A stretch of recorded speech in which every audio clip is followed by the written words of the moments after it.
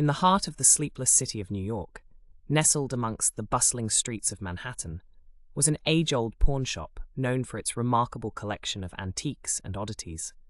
The shop was run by an equally remarkable man, Silas, who was as mysterious and intriguing as the objects he sold.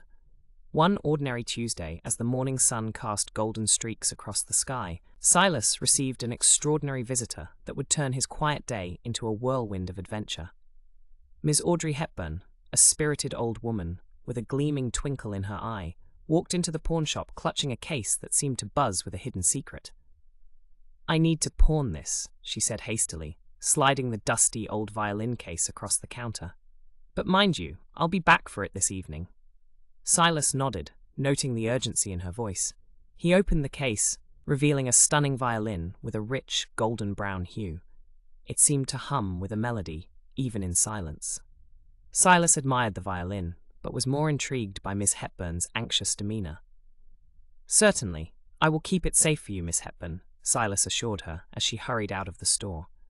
Not an hour had passed when the door to the shop, jangling open, announced the arrival of another peculiar guest, Mr. Tobias Green, a sharply dressed man known around town for his collection of rare musical instruments.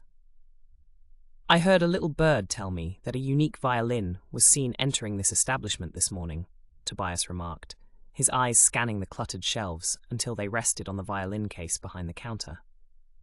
"You heard right," Silas replied, sizing up Tobias with a skeptical glance. "But this piece is not for sale. It's pawned for retrieval later today."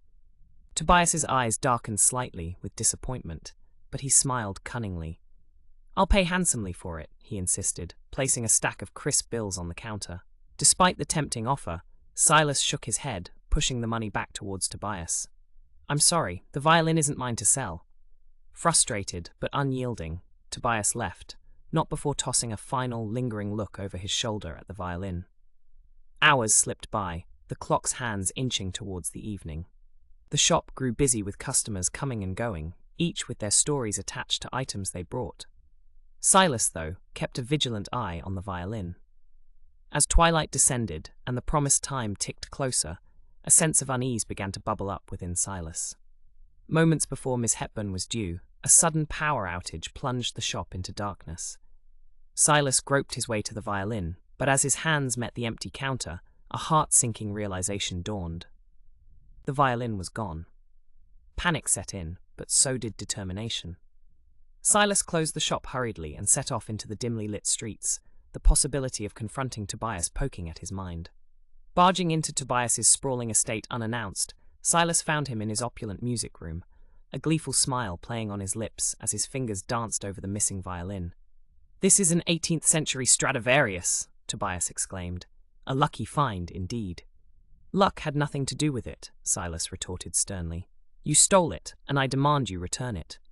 The confrontation grew heated, moments away from erupting into chaos, when a sudden soft clap silenced them both.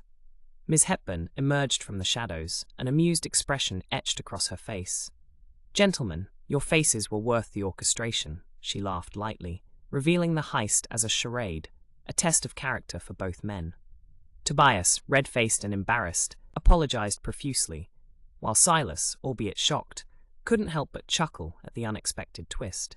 Miss Hepburn retrieved her violin, promising never to test them in such a manner again, though her twinkling eyes said otherwise. As Silas locked up for the night, the violin safely back in its rightful place, he couldn't help but think about the day's extraordinary events. In a city that never sleeps, he mused, even a simple pawn shop could be a stage for, or a riveting play of honesty and deceit, all set to the tune of a vanishing violin.